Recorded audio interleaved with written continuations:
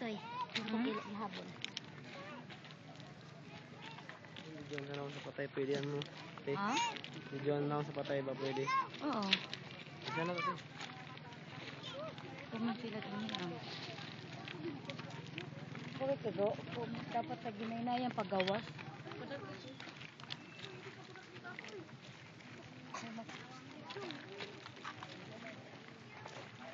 Ato ka na naong call up, videohan call.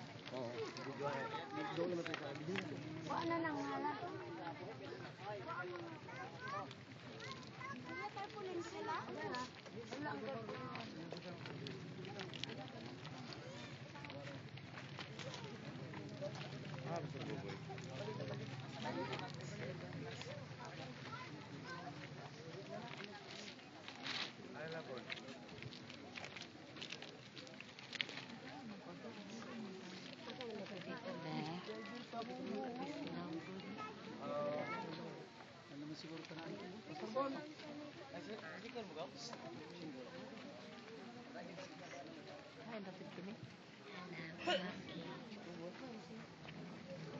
Paagi ko.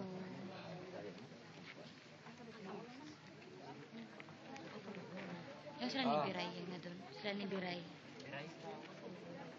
Sa pagkabidyoan ako pa. Pa, sa pagkabidyoan ako. Ang gitar. Asa ka na batang niya?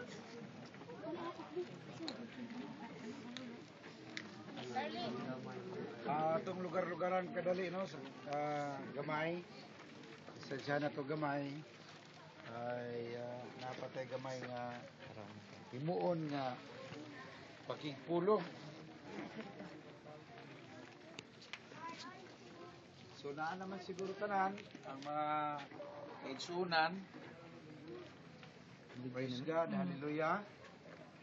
So nini nga kahapon nun may igsuon ato nang ipahimutan ato nabuhi sa iyahang butanganan apan sa dili pa nato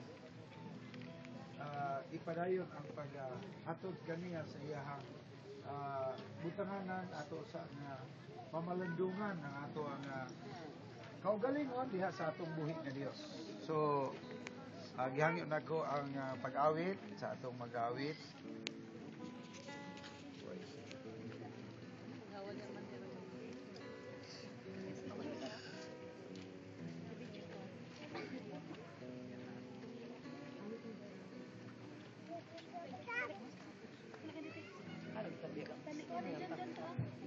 Simbol ninyo awit.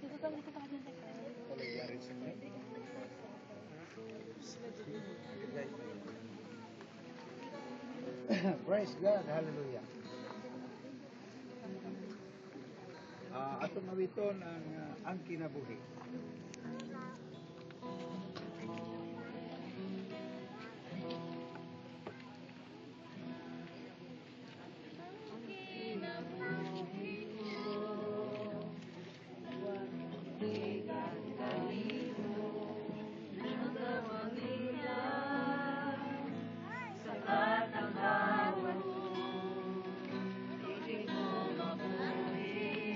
Praise God, hallelujah.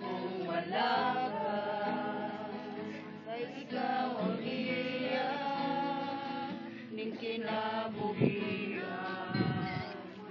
Ako'y mahimo, kung may nabanggitan nimo, anak kanimo, ang kahimuan sa tanan. Kay ikaw lamang o Diyos, tinuganing tanan, sa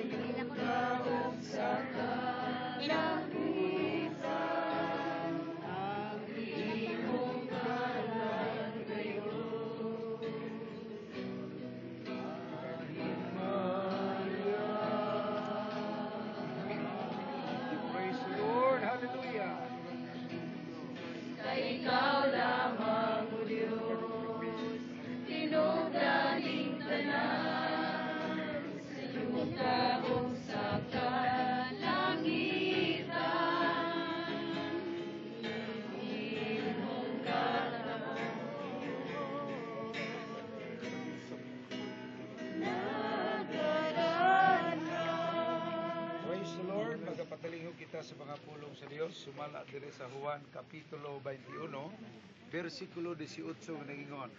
Sultihan ko ikaw sa tinuod, sa batanon ka pa ikaw ra ang bakos sa imong kaugalingon o magaadto sa bisan diin nga gusto mong adtuan.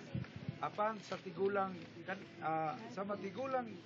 pagkatigulang na nimo, idupa mo ang imong mga kamot ug lain na ang magabakos alang kanimo ug dadon ka sa dapit diin dili mo gustong adtuan.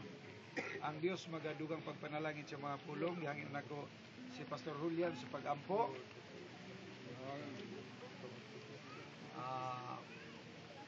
Pastor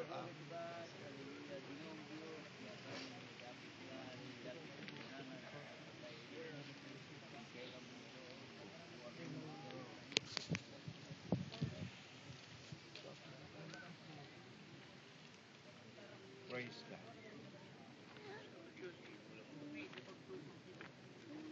Glorify your name, God.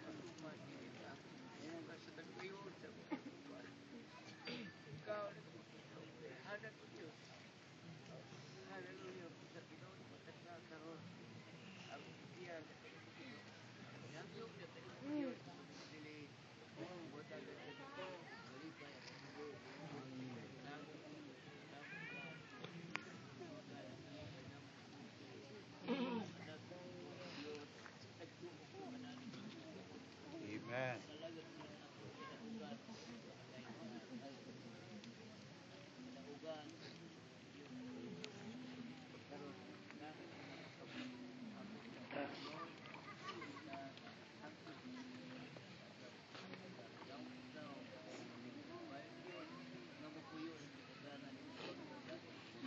Praise God.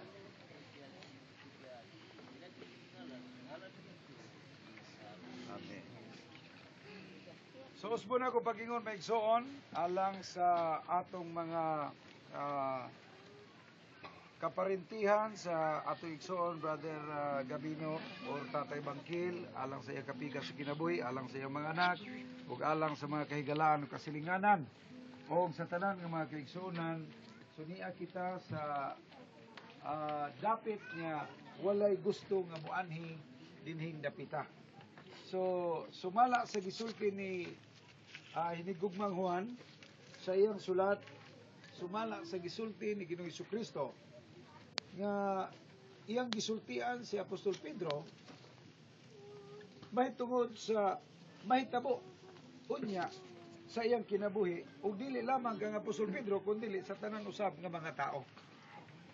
Nga gipasabot ni Ginoong Jesucristo nga sa batanon pa kita ang magbuot kung unsay atong isulob, kita ang magbuot ug magbakos sa atong kaugalingon apan sa diyang tigulang na kita.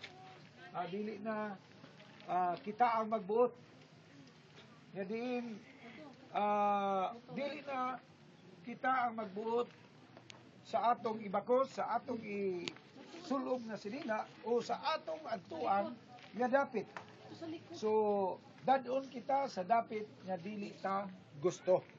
So mao na kini karon ang panahon na sa kinabuhi ni Tatay Gabino niabot na ang punto nga niya siya atong gidala nining dapita alang sa iyang kapahulayan.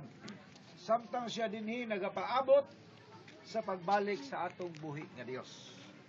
Sumala sa gisulti ni Apostol San Pablo, kung atong mabasa sa ikaduhang Tesalonica kapitulo 4 bersikulo 4 ug 5 nga inig usa ka pagtulon-an nga gibilin alang kanato nga ang tanan nga mga nangabatay diha kang Kristo inigtingog unya sa katapusan trumpita sila ang muuna og pamangon.